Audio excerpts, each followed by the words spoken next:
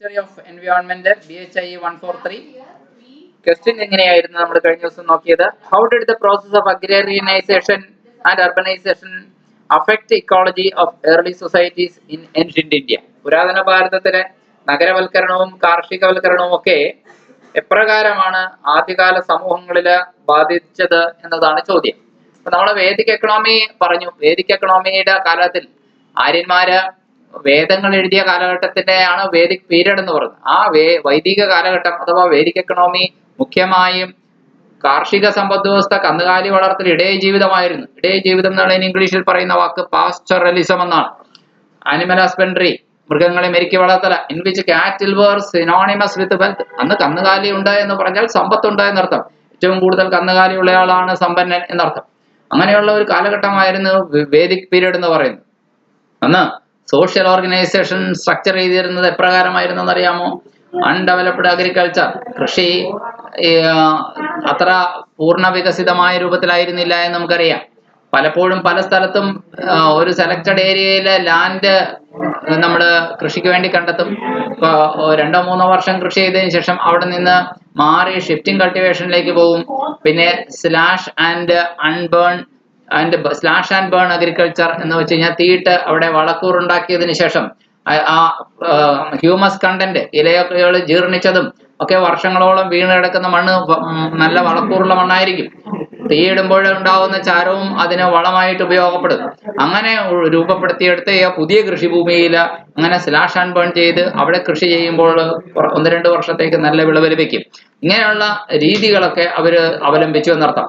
In later Vedic period, ഇത് early Vedic പീരീഡിലെ Sindhu നദീതടത്തിലാണ് ആര്യന്മാർ താമസിച്ചിരുന്നത്.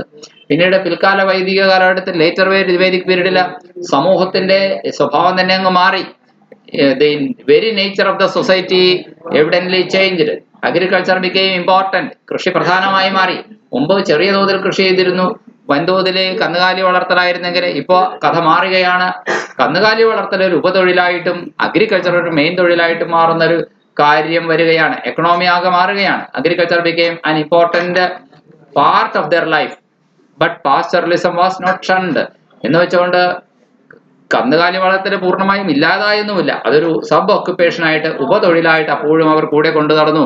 ലേറ്റർ വേദിക് പീരീഡിലെ ജനത ഈ ഗംഗാ സമതലത്തിലാണ് അവർ താമസിക്കുന്നതെന്ന് ഓർക്കണം. ഏർലി വേദിക് പീരീഡിൽ അങ്ങനെ ആയിരുന്നില്ല.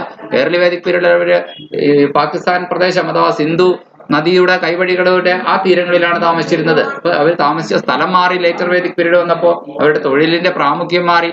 ഒരു കാലത്ത് തൊഴിൽ കന്നുകാലി വളർത്തൽ അഥവാ ഇടയ ജീവിതം പാശ്ചാത്യസമാനത്തിന് പ്രാമുഖ്യമെങ്കിൽ ഇപ്പോൾ തൊഴിലിന്റെ പ്രാധാന്യം മാറി. അവര് കൂടുതൽ കൃഷിയിലേക്ക് ശ്രദ്ധ കേന്ദ്രീകരിച്ചു. കൃഷി ചെയ്യുന്നതിന്റെ ഗുണം അവർ മനസ്സിലാക്കി. അലഞ്ഞു നടക്കേണ്ട ആവശ്യം ഒഴിവായി. കന്നുകാലികളെ മേച്ചുകൊണ്ട് പുതിയ മേച്ചിൽപ്പുറങ്ങൾ തേടിയുള്ള സഞ്ചാരം അവർക്ക് ഒഴിവാക്കാൻ കഴിഞ്ഞു. സ്ഥിരതാമസം ഉറപ്പിക്കാൻ കഴിഞ്ഞു. സെറ്റിൽഡ് ലൈഫ് ആരംഭിക്കുകയാണ് നമുക്ക് മനസ്സിലാക്കാം. We also come across use of iron. നോക്കൂ, ഈ കാലഘട്ടത്തിൽ ഇരുമ്പ് ഉപയോഗിക്കാൻ തുടങ്ങി. During this period and there is evidence of iron plough. നോക്കൂ, തെളിവുകൾ നമുക്ക് ലഭിച്ചിട്ടുണ്ട്. ഇരുമ്പ് കൊണ്ട് കലപ്പയുണ്ടാക്കിയത്, മണ്ണ് ഉഴുത് മറിക്കുന്ന ഉപകരണമാണ് കലപ്പ അഥവാ പ്ലോ. അപ്പോ ഇരുമ്പ് കൊണ്ട്, എത്ര നാളും മരം കൊണ്ടുള്ള കലപ്പയായിരുന്നെങ്കിൽ അത് മാറ്റിയിട്ട് ഇപ്പോൾ ഇരുമ്പ് കൊണ്ടുള്ള കലപ്പ. എന്താണ് പ്രയോജനം? മരം കൊണ്ടുള്ള കലപ്പ ഒരുപാട് ആഴത്തിൽ മണ്ണിളക്കാൻ കഴിയുകയില്ല. ഒരുപാട് മണ്ണ് ഉഴുതു മറിക്കാനായിട്ട് അത്ര ഈസി അല്ല. പക്ഷേ ഇരുമ്പ് ഭാരമുള്ള ഒരു വസ്തുവാണ്. അത് മണ്ണിൽ അമർത്തുമ്പോൾ തന്നെ, കന്നുകാലി അത് വലിച്ചുകൊണ്ട് നടക്കുമ്പോൾ തന്നെ സ്വാഭാവികമായിട്ടും മണ്ണ് പെട്ടെന്ന് ഉഴുതുമറിക്കപ്പെടും എന്നുള്ളതാണ്. അങ്ങനെ നല്ല രീതിയിൽ മണ്ണ് ഉഴുതുമറിക്കപ്പെട്ട മണ്ണില് ഓക്സിജൻ കണ്ടന്റ് മണ്ണിലേക്ക് കൂടുതൽ കടന്നു ചെല്ലുമ്പോൾ അവിടെ ധാരാളം വിളവ് ലഭിക്കുമെന്നുള്ള ആ വസ്തുത അവർക്ക് തിരിച്ചറിയാൻ സാധിച്ചു. അയൺ പ്ലോയുടെ ഉപയോഗം അവർക്ക് പ്രയോജനപ്പെട്ടു. But iron agricultural tools were rare. പക്ഷേ എന്ന് വെച്ചുകൊണ്ട് ഒരുപാട് ഇരുമ്പായുധങ്ങളൊന്നും അവർക്ക് ഉണ്ടായില്ല കേട്ടോ. വളരെ അപൂർവമായിട്ട് എന്നാലും ഉപയോഗിച്ചു തുടങ്ങി. ഒരു അയൺ ഏജിന്റെ ഒരു തുടക്കം എന്നൊക്കെ നമുക്ക് പറയാം. So use of iron implements in agriculture became common during the age of Mahajanapadas. മഹാജനപദങ്ങളുടെ കാലഘട്ടങ്ങളിൽ ഇരുമ്പ് ഉപകരണങ്ങൾ ഉപയോഗിക്കുക എന്നുള്ളത് ഒരു സർവ്വസാധാരണമായി മാറി എന്നർത്ഥം. അതായത് 1200-നും 550-നും ഇടയിലുള്ള കാലഘട്ടം എന്ന് പറയുന്നത് BCE എന്ന് പറഞ്ഞാൽ നമുക്കറിയാം BC കാലഘട്ടം തന്നെയാണ് അല്ലെ. ആ BCE ബിഫോർ കോമൺ എറയാണ്. കോമൺ എറ എന്ന് പറഞ്ഞാൽ AD ആണ്. ADക്ക് മുമ്പ് BCയിൽ തന്നെയാണ് ഈ 1200-500-നും ഇടയിലുള്ള കാലഘട്ടത്തില്. അപ്പോ അയൺ കാര്യമായി മനുഷ്യർ ഉപയോഗിച്ച് തുടങ്ങിയെന്നർത്ഥം. ഇരുമ്പ് കൊണ്ടുള്ള ആയുധങ്ങൾ അവർ ഉണ്ടാക്കിയെന്നർത്ഥം. ഇനി എന്നാൽ പിന്നീട് നോക്കുക, 600 BCE മുതൽ 600 BCE മുതൽ ലാർജ് അർബൻ സെറ്റിൽമെന്റുകൾ ഉണ്ടാക്കുകയാണ്. BC കാലഘട്ടം തന്നെയാണ്, ക്രിസ്തുവിന് മുമ്പുള്ള കാലഘട്ടം എന്നൊക്കെ നമ്മൾ പറയുന്ന BC കാലഘട്ടം തന്നെയാണ്. അപ്പോ വൻതോതില് സ്ഥിരതാമസം അർബൻ സെറ്റിൽമെന്റുകൾ ഉണ്ടാക്കിയാണ് ഇവർ ബിൽറ്റ് ഇൻ ഗാഞ്ചറ്റിക് പ്ലെയിൻസ്. ഗാഞ്ചറ്റിക് പ്ലെയിൻസില് ഗംഗാ സമതലത്തിന്റെ പ്രത്യേകത നമുക്കറിയാം. ഹിമാലയത്തിൽ നിന്ന് ഒഴുകി വരുന്ന ഫലഭൂയിഷ്ടമായ മീൻസ് ജലം ഉണ്ട്. ആ ജലം വളക്കൂറുള്ള എക്കൽ മണ്ണുണ്ട് അടിഞ്ഞുകൂടുകയാണ്. ഈ മണ്ണൊക്കെ അടിഞ്ഞുകൂടി ഉണ്ടാകുന്ന ഗംഗാ സമതലം വളരെ ഫെർട്ടൈൽ ആയിട്ടുള്ള സോയിലാണ്. അങ്ങനെ അവിടെ ഒരുപാട് നഗരങ്ങൾ രൂപപ്പെടുകയാണ്. നഗര താമസക്കാരുടെ താമസ ഇടങ്ങളെയാണ് അർബൻ സെറ്റിൽമെന്റുകൾ എന്ന് പറയാം. This was the first time since the disappearance of urban cities of Harappan civilization that urban centers appeared. Urban നഗരങ്ങൾ ഇതാദ്യമായിട്ടാണ് since disappearance of urban cities of Harappan civilisation, Harappan സംസ്കാരത്തിന്റെ നാമാവശേഷമാക്കൽ സംഭവിച്ചതിനു ശേഷം that urban centres appeared, urban നഗരങ്ങൾ പ്രത്യക്ഷപ്പെട്ടു തുടങ്ങിയത്. Though this time ഇപ്രാവശ്യം they suffered in different geographical settings, വ്യത്യസ്തമായ ഭൂമിശാസ്ത്ര പ്രദേശങ്ങളിലാണ് അവർ സഫർ ചെയ്തത്. ഇവഞ്ച്വലി ആത്യന്തികമായിട്ട് second urbanisation extended far beyond north India, രണ്ടാം നഗരവൽക്കരണം വടക്കേ ഇന്ത്യക്ക് അപ്പുറമായിട്ട് എക്സ്റ്റെൻഡ് ചെയ്തു. ഫ്രം 200 BCE to 300 CE എന്ന് 200 BCE മുതൽ എന്ന് പറഞ്ഞാൽ എന്താ അർത്ഥം? BC കാലഘട്ടമാണ് 200 നിന്ന് അത് കുറഞ്ഞ് 0 എത്തുന്നുണ്ട്. BC പൂർണ്ണമായും തീർന്ന് പിന്നെ AD ആരംഭിച്ചു. ADയിലെ 300 കൊല്ലം കഴിഞ്ഞു എന്ന് പറഞ്ഞാൽ മൊത്തം 500 കൊല്ലത്തെ കഥയുണ്ട്. BC കാലഘട്ടത്തിൽ 200 കൊല്ലവും പിന്നെ AD ആരംഭിച്ചിട്ട് 300 കൊല്ലവും ചേർക്കുമ്പോൾ 500 കൊല്ലം. ഈ 500 കൊല്ലത്തിനിടയിൽ രണ്ടാം നഗരവൽക്കരണം ആരംഭിച്ചു എന്ന് പറയാം. സെക്കൻഡ് അർബനൈസേഷൻ എക്സ്റ്റെൻഡ് ചെയ്തു എന്ന് പറയാം. ഒരുപക്ഷെ അതിനപ്പുറവും ആദ്യത്തെ നഗരവൽക്കരണം ഏതായിരുന്നു? ഹാരപ്പൻ നഗരമാണ്. ഹാരപ്പൻ നഗരം എവിടെയാണ് ഉണ്ടായത്? സിന്ധു നദിയുടെ തീരങ്ങളില്, ഇന്നത്തെ പാകിസ്ഥാൻ പ്രദേശത്ത്.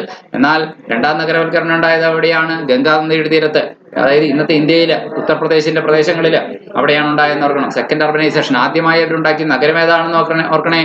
അത് പാടലിപുത്രമാണ്, പാറ്റ്നയാണ്. നമുക്കറിയാം. അപ്പൊ ഇന്ത്യയില് നമ്മൾ ഈ അടുത്ത കാലം വരെ വിചാരിച്ചിരുന്ന നമ്മുടെ ഒന്നാമത്തെ നഗരം ഏതാണ്? പാടലിപുത്രം, പാറ്റ്നയാണെന്നാണ്. പക്ഷെ പിന്നീടല്ലേ ഹാരപ്പൻ സിവിലൈസേഷൻ മണ്ണിനടിയിൽ നിന്ന് കണ്ടെത്തിയപ്പോഴല്ലേ, ഉത്ഖനന പ്രവർത്തനങ്ങളിലൂടെ എക്സ്കവേഷൻ ആക്ടിവിറ്റിയിലൂടെ കണ്ടെത്തിയപ്പോഴല്ലേ, അല്ല അതിനു മുമ്പും നമുക്കൊരു ഒന്നാം നഗരം നമ്മൾ ഉണ്ടാക്കിയിട്ടുണ്ടായിരുന്നു. അത് ഇന്നത്തെ പാകിസ്ഥാൻ പ്രദേശത്താണ്, ഹാരപ്പയിലാണ്, മോഹൻജാദാരയിലാണ്, അതിനെ ചുറ്റിപ്പറ്റിയുള്ള ഇടങ്ങളിലാണെന്ന് മനസ്സിലാവുന്നു.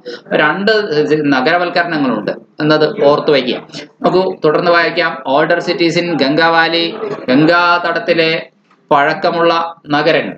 ടാക്ഷില, മധുര, കൗസാംബി, വാരണാസി, ഉജ്ജയിനി എക്സെട്ര, അതൊക്കെ വളരെ പഴക്കമേറിയ നഗരങ്ങളാണെന്ന് പറയാം. എക്സെട്ര കണ്ടിന്യൂഡ് ടു ഫ്ലറിഷ്, അതൊക്കെ തഴച്ചു വളരുവാൻ തുടങ്ങി. While new urban centres in Bengal, Odisha, Deccan and Tamilakam came to existence. പുതിയ നഗര കേന്ദ്രങ്ങൾ എവിടെയൊക്കെ ഉണ്ടായി വന്നു?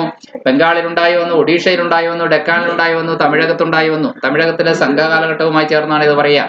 തസ് അങ്ങനെ അൺലൈക്ക് ഫസ്റ്റ് അർബനൈസേഷൻ, ഒന്നാം നഗരവൽക്കരണത്തിൽ നിന്ന് വ്യത്യസ്തമായിട്ട് second urbanisation support growth of many new cities, ഒരുപാട് പുതിയ നഗരങ്ങളുടെ ആവിർഭാവത്തിന് കാരണമായി. And older ones continued to exist till today, പഴയ നഗരങ്ങള് പിന്നെയും തുടർന്നു.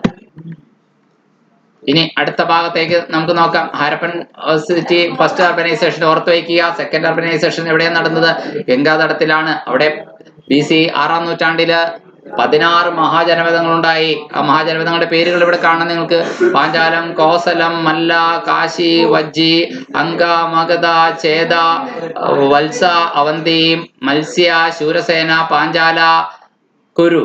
ഇതൊക്കെ അതിലേറ്റവും ശക്തി പ്രാപിച്ചത് ഏതാണ്? മഗധയാണ് ഏറ്റവും ശക്തി പ്രാപിച്ചത്. ബാക്കി എല്ലാത്തിനെയും നാമാവശേഷമാക്കിക്കൊണ്ട് മഗധ തന്റെ ആധിപത്യം ഉറപ്പിച്ചു എന്നറിയാം. ഗംഗാ തടത്തില് ഇത് സെക്കൻഡ് അർബനൈസേഷൻ ആണ്.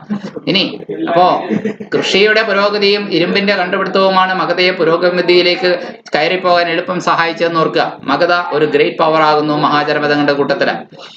However, it is to be noted that though several significant cities with a diverse population, വൈവിധ്യമാർന്ന ജനസംഖ്യയുള്ള ഒത്തിരി നഗരങ്ങൾ ഉണ്ടായിരുന്നെങ്കിൽ പോലും and complex systems came into prominence, സങ്കീർണമായിട്ടുള്ള സംവിധാനങ്ങളുള്ള പലതരത്തിലുള്ള നഗരങ്ങൾ ഉണ്ടായിരുന്നെങ്കിലും മഗധയാണ് ഏറ്റവും മുൻനിരയിലേക്ക് വരുന്നത് എന്നുള്ളത് നമുക്കറിയാം. ഈവൻ ദെൻ എങ്കിൽ പോലും നോൺ അഗ്രേറിയൻ അർബൻ റീജിയൻസ്, കൃഷി ചെയ്യാത്ത നഗരങ്ങൾ ഉണ്ടായിരുന്നു. Continued there links with agrarian regions. അപ്പോൾ അവിടെയുള്ള ആളുകൾ എങ്ങനെ ഭക്ഷണം കഴിക്കുമെന്നല്ലേ, നെല്ലും ഗോതമ്പും അവർക്ക് എവിടെ നിന്ന് കിട്ടുമെന്നല്ലേ, തൊട്ടരികിലുള്ള കൊച്ചു കൊച്ചു ഗ്രാമങ്ങളിൽ നിന്ന് അവർ ലിങ്ക് ഉണ്ടാക്കി വെച്ചിട്ടുണ്ട്. ആ ലിങ്കിലൂടെ അവർക്ക് ഭക്ഷണം കഴിക്കാൻ സാധിക്കും. Since surplus produce from fertile agrarian lands, ഫലഭൂയിഷ്ടമായിട്ടുള്ള കാർഷിക ഭൂമിയിൽ നിന്നുള്ള മിച്ച ഉൽപാദനം ഭൂമിയിൽ നിന്നുള്ള സുപ്രധാനമായിരുന്നു എന്ന് പറയാം. Was one of the important sources of revenue for the state. ഗവൺമെന്റിനുള്ള സുപ്രധാന വരുമാന മാർഗങ്ങളിൽ ഒന്നായി മാറി. ഡ്യൂറിംഗ് മൗര്യൻ പീരീഡ്, ഒരു കാലഘട്ടത്തിൽ the state attempted to restructure economy of agricultural lands. കാർഷിക ഭൂമിയെ റീസ്ട്രക്ചർ ചെയ്യാനായിട്ട് സാധിച്ചു എന്നുള്ളതാണ്. ഇൻ പെരിഫറൽ ഏരിയാസ്, അതായത് പെരിഫറൽ ഏരിയാസില് state did not establish its direct administration in forest lands. State forest ലാൻഡിന്റെ അതിന്റെ ഡയറക്റ്റ് അഡ്മിനിസ്ട്രേഷൻ ഒരിക്കലും എസ്റ്റാബ്ലിഷ് ചെയ്തില്ല എന്നുള്ളതാണ്. അതായത് വനഭൂമിയില് ആ കാലഘട്ടങ്ങളിൽ നേരിട്ട് ഭരണം ചെലുത്താൻ ശ്രമിച്ചില്ല ഗവൺമെന്റ്. ഇൻസ്റ്റഡ് പകരം it restricted its affairs to tapping available resources through forest dwellers. അതായത് വനത്തിൽ താമസിക്കുന്ന ആദിവാസികളെ പോലുള്ള ആൾക്കാരോട് വനവിഭവങ്ങൾ ശേഖരിക്കുന്നതിൽ ചെറിയ നിയന്ത്രണങ്ങൾ, റെസ്ട്രിക്ഷൻസ് ഏർപ്പെടുത്തുക മാത്രമാണ് അന്നത്തെ രാജഭരണ കാലഘട്ടത്തില്, അശോകന്റെയും മൗര്യ കാലഘട്ടത്തിലൊക്കെ ചെയ്തത് എന്ന് നമുക്ക് പറയാം. സീത എന്താണ്? മൗര്യ കാലഘട്ടത്തില് ഈ കൊട്ടാരത്തിലേക്ക് അല്ലെങ്കിൽ രാജാവിന്റെ ഖജനാവിലേക്ക് വരുമാനം ഉണ്ടാക്കുന്ന കൃഷിഭൂമിയുണ്ട്. Large tract of fertile agriculture land was under the direct control of king. ആ കൃഷിഭൂമി നേരിട്ട് രാജാവിന്റെ നിയന്ത്രണത്തിലായിരുന്നു. And it was called Sita. ആ കൃഷിഭൂമിയാണ് നമ്മൾ എന്ത് പറയാ, സിത എന്ന് പറയാ. അപ്പൊ സിത എന്താണ്? മൗര്യ കാലഘട്ടത്തില് രാജകൊട്ടാരത്തിലേക്ക് നേരിട്ട് വരുമാനം നൽകുന്ന കൃഷിഭൂമിയെ പറയുന്ന പേരാണ്, രാജാവിന്റെ നേരിട്ടുള്ള നിയന്ത്രണത്തിന് കീഴിലാണ്, അതിനെ പറയുന്ന പേരാണ് Sitha. Revenue from crown land, രാജാവിന്റെ നേരിട്ടുള്ള നിയന്ത്രണത്തിൽ നിന്ന് ഭൂമിയിൽ നിന്ന് കിട്ടുന്ന, ഗവൺമെന്റിന് കിട്ടുന്ന റവന്യൂ, ആദായം, വരുമാനം, അതിനെ പറയുന്ന പേരാണ് സിത. During Mauryan period. ഏത് കാലഘട്ടത്തിലാണെന്നും കൂടി ഓർക്കണേ, മൗര്യ കാലഘട്ടത്തില്. മൗര്യന്മാരാരൊക്കെയാണ്? ചന്ദ്രഗുപ്ത മൗര്യനാണ് ഒന്നാമത്തെ മൗര്യൻ. അത് കഴിഞ്ഞ് ബിന്ദുസാരനും പിന്നെ അദ്ദേഹത്തിന്റെ മകൻ അശോകനുമാണ്. അശോകന് ശേഷം കഴിവുള്ള ഭരണാധികാരികൾ ഉണ്ടായിരുന്നില്ല. അവസാനത്തെ മൗര്യ രാജാവ് ബൃഹദ്രഥനായിരുന്നു. ബൃഹദ്രഥനെ പിന്നീട് അടുത്ത രാജവംശം വന്ന് വധിച്ചു കളയാണ് ചെയ്തത്. ഇനി എന്തുകൊണ്ട് ഈ മൗര്യ കാലഘട്ടത്തിലെ കഥയാണ് പറയുന്നത്. സിത എന്ന വാക്ക് രാജാവിന് കൃഷിഭൂമിയിൽ നിന്ന് കിട്ടുന്ന ആദായമാണ്. Revenue from such state owned lands, അങ്ങനെ ഗവൺമെന്റിന്റെ സ്വന്തമായ ഉടമസ്ഥതയുള്ള ഭൂമിയിൽ നിന്നുള്ള ആദായം constituted an important source of royal income, രാജകൊട്ടാരത്തിലെ വരുമാനത്തിന്റെ സുപ്രധാന ഉറവിടമായി മാറി. And to look after them a separate department of agriculture was created. അത്തരത്തിലുള്ള കൃഷിഭൂമി നോക്കാൻ വേണ്ടിയിട്ട് ഒരു ഗവൺമെന്റിന്റെ പ്രത്യേക ഒരു ഡിപ്പാർട്ട്മെന്റ് തന്നെ സൃഷ്ടിക്കപ്പെട്ടു. Whose head was Sitadhyaksha. അങ്ങനെ സിതഭൂമി നോക്കാനായിട്ട്, ഈ കൃഷിഭൂമിയാണ് രാജാവിന്റെ നേരിട്ടുള്ള നിയന്ത്രണത്തിലുള്ള കൃഷിഭൂമിയാണ് സിതഭൂമി എന്ന് പറയുന്നത്. സിതഭൂമി നോക്കുന്ന ഉദ്യോഗസ്ഥനെ പറയുന്ന പേര് സിതാധ്യക്ഷൻ എന്നുള്ളതാണ്. മൗര്യന്മാർക്ക് മുമ്പുള്ള ഒരു കാലഘട്ടവും കൂടി നമ്മൾ ഇവിടെ ചർച്ച ചെയ്യേണ്ടതുണ്ട്. Pre Mauryan period. എന്താണ് മൗര്യന്മാർക്ക് മുമ്പ് ആരായിരുന്നു? ചന്ദ്രഗുപ്ത മൗര്യൻ മൗര്യ സാമ്രാജ്യം ഉണ്ടാക്കുന്നതിന് മുമ്പ് നന്ദരാജവംശത്തിന്റെ കാലമായിരുന്നു എന്ന് പറയാം. ആ കാലഘട്ടത്തിൽ in pre Mauryan period we find scanty reference to state owned big farms. Government വലിയ വലിയ വയലുകൾ നേരിട്ട് സ്വന്തമായി ഉടമസ്ഥത വഹിച്ചിരുന്ന അറിവേ നമുക്കില്ല. അല്ല, വളരെ സ്കാൻഡി റെഫറൻസേ ഉള്ളൂ. എന്ന് വെച്ചാൽ തീരെ കുറഞ്ഞ ശുഷ്കമായ പരാമർശങ്ങളെ അത്തരത്തിലുള്ള ഭൂമിയെ കുറിച്ചുള്ളൂ. Sitadhyaksha was responsible for procurement of quality seeds. നല്ല ഗുണമേന്മയുള്ള വിത്തുകള് സംഭരിച്ചു വെക്കുന്നതിന് ഉത്തരവാദിത്തപ്പെട്ട ഉദ്യോഗസ്ഥൻ ആരായിരുന്നു? സിതാധ്യക്ഷനായിരുന്നു. അതായത് നല്ല വിത്തുകൾ ശേഖരിച്ചു വയ്ക്കണം കർഷകർക്ക്. കൃഷിഭൂമി രാജാവിന് വേണ്ടി കൃഷിഭൂമിയുടെ മുഴുവൻ, കൃഷിയുടെ ഭംഗിയായുള്ള നടത്തിപ്പിന്റെ മുഴുവൻ മേൽനോട്ടക്കാരനാണ് സിതാധ്യക്ഷ. അദ്ദേഹമാണ് നല്ല വിത്തുകൾ ശേഖരിക്കുന്ന വ്യക്തി. എന്നിട്ട് അത് സൂക്ഷിച്ചു വയ്ക്കണം. അതിന്റെ പ്രിസർവേഷനും അതിന്റെ വിതരണം, കർഷകർക്കൊക്കെ വിതരണം ചെയ്യുന്നതും ഒക്കെ ആരായിരുന്നു? സിതാധ്യക്ഷനായിരുന്നു. ചാണക്യന്റെ ചിത്രമാണ് നമ്മൾ കാണുന്നത്. കൗടില്യൻ എന്നും അദ്ദേഹത്തിന് പേരുണ്ട്. Kautilya classifies different types of crops in 2-3. പലതരം വിളകളെ മൂന്നായി തിരിക്കുന്നുണ്ട്. ഒന്ന് വെറ്റ് ക്രോപ്പുകൾ അഥവാ കേദാര എന്ന് പറയുന്ന തരം ക്രോപ്പുകൾ. രണ്ട് വിന്റർ ക്രോപ്പുകൾ അഥവാ ഹൈമാന, ഹേമന്തകാലത്ത് വളരെ ഉണ്ടാകുന്ന വിളകൾ. മൂന്ന് സമ്മർ ക്രോപ്സ് അഥവാ ഗ്രീഷ്മകാലത്തുണ്ടാകുന്ന ക്രോപ്പുകൾ. ഇങ്ങനെ ക്രോപ്പുകളെ കാലഘട്ടത്തിനനുസരിച്ച് തിരിക്കുന്നു. ഈ recommends Sitadhyaksha had to grow them depending upon the availability of water. ജലലഭ്യത അനുസരിച്ച് ഇവയൊക്കെ വളർത്തിക്കൊണ്ടുവരേണ്ടതിന്റെ ഉത്തരവാദിത്തം സിതാധ്യക്ഷനാണ്. ആൻഡ് മാൻ പവർ അല്ലെ, എത്ര തൊഴിലാളികളെ കണ്ടെത്തണം സ്ഥിതാധ്യക്ഷന്റെ ചുമതലയാണ്. No delay in agriculture operation was to be tolerated. കാർഷിക പ്രവർത്തനങ്ങളിൽ വൈകലുണ്ടായാൽ സ്ഥിതാധ്യക്ഷൻ അത് അംഗീകരിക്കുമായിരുന്നില്ല. ദസ് അങ്ങനെ സ്റ്റേറ്റ് ത്രൂ ഇറ്റ്സ് ഒഫീഷ്യൽസ്, രാഷ്ട്രം അതിന്റെ ഉദ്യോഗസ്ഥന്മാരിലൂടെ was actively engaging in acquiring detailed information regarding agricultural activities. കാർഷിക പ്രവർത്തനങ്ങളെ കുറിച്ചുള്ള അപ്പപ്പോഴുള്ള വിവരങ്ങൾ ശേഖരിക്കുന്നതിൽ സദാ വ്യാപൃതരായിരുന്നു എന്നർത്ഥം.